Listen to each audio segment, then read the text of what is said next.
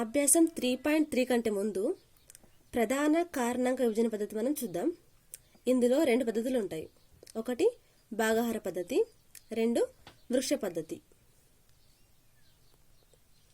భాగాహార పద్ధతి ఈ విధంగా ఉంటుంది, వృక్ష పద్ధతి ఇలా ఉంటుంది. ఇవి చేయండిలో ప్రాబ్లమ్స్ ఉన్నాయి, చూద్దాం. ఫస్ట్ వన్, భాగాహార పద్ధతిని ఉపయోగించి 28 మరియు 36 యొక్క ప్రధాన కారణాంకాలను కనుగొనండి. ఇది భాగాహార పద్ధతి ద్వారా. ఫస్ట్ 28 తీసుకుందాం.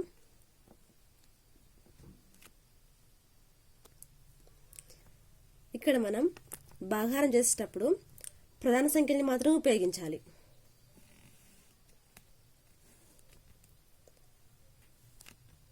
రెండు ప్రధాన సంఖ్య కాబట్టి ఫస్ట్ 2 తీసుకుంటున్నా. 2 ఎక్కం 2, 2 4 8. నెక్స్ట్ మళ్ళీ 2, 2 ఏళ్ళ 14. నెక్స్ట్ 7, 7 1 7.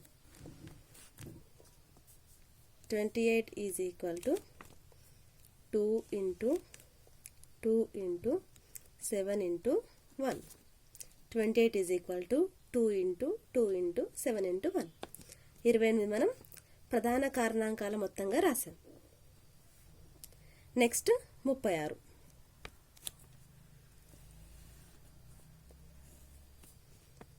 రెండు తీసుకుందాం. 2 ఎక్కం 2 8, 2 9, 3 3, 3 1. 36 is equal to 2 into 2 into 3 into 3 into 1. Second one, కారణాంక వృక్షం ద్వారా 42 యొక్క ప్రధాన కారణాంకాలను కనుగొనండి.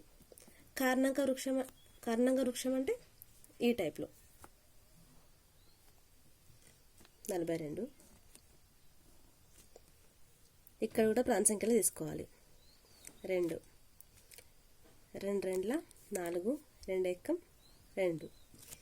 2లో ఇంకా కారణాంకాలు రావు కాబట్టి ఇది ఇంతే ఉంటుంది. నెక్స్ట్ దీంట్లో తీసుకోవాలి. 3 7, 3 7 21. 3లో ఇంకా కారణాంకాలు రావు కాబట్టి ఇది ఇంతే. 7లో ఇంకా కారణాంకాలు రావు కాబట్టి ఇంతే ఉంటుంది. ఇప్పుడు 42 యొక్క కారణాంకాలు ఎలా వస్తాయంటే 2 ఇంటూ 3 ఇంటూ 7. 2 into 3 into 7. ఇప్పుడు అభ్యాసం 3.3లో ప్రాబ్లమ్స్ చూద్దాం. ఫస్ట్ వన్, 90 యొక్క కారణాంక వృక్షంలో లోపించిన సంఖ్యల్ని రాయండి.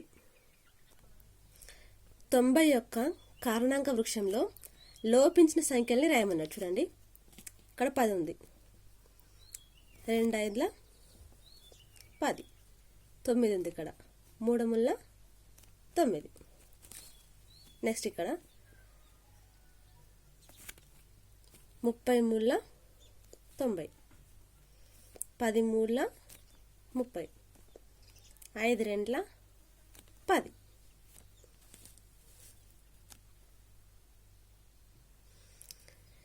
సెకండ్ వన్, భాగాహార పద్ధతిలో 84ను ప్రధాన కారణాంకాల లబ్ధంగా తెలపండి. 84 2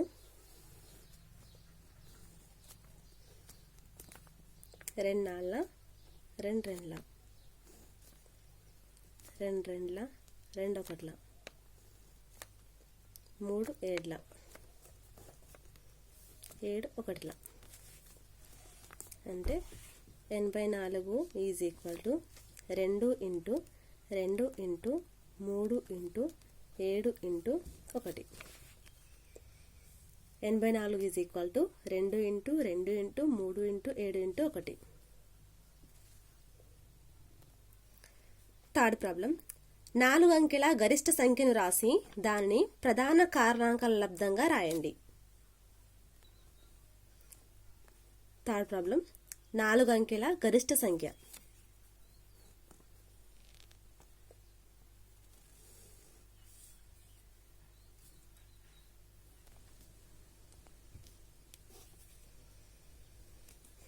3 ముళ్ళ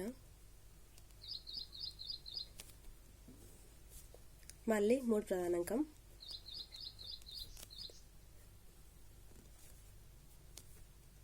ఇప్పుడు 11 పాదులు 11 ఒకట్ల 4 అంకెల అతిపెద్ద ప్రధాన సంఖ్య is equal to 3 into 3 into 11 into 101.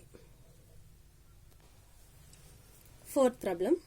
నేను ఒక కనిష్ట సంఖ్యను నేను 4 విభిన్న ప్రధాన కారణాంకాల లబ్ధాన్ని నేను ఎవరో కనుగొనండి. ఎలాగో చెప్పండి. చూడండి, నేను ఒక కనిష్ట సంఖ్యను నేను 4 విభిన్న ప్రధాన కారణాంకాల లబ్ధాన్ని. ఫస్ట్ మనకు 4 విభిన్న ప్రధాన కారణాంకాలు కావాలి. ప్రధాన కారణాంకాలు అంటే చాలా ఉన్నాయి కాబట్టి ఏవైనా తీసుకోవచ్చు. కానీ ఇక్కడ ఇంకొక రూల్ ఉంది.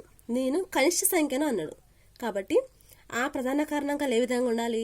కనిష్టంగా ఉండాలి, అంటే చిన్నవిగా ఉండాలి. ప్రధాన సంఖ్యల్లో చిన్నవి ఏవి? 2, 3, 5, 7.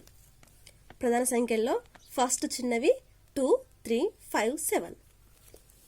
వీటి లబ్ధం అన్నాడు కాబట్టి 2 ఇంటూ 3 ఇంటూ 5 ఇంటూ 7. వీటి లబ్ధం ఎంత? 2 మూల 6, 6 ఐదుల 30, 30 ఐదుల 210. అంటే ఆ కనిష్ట సంఖ్య 210.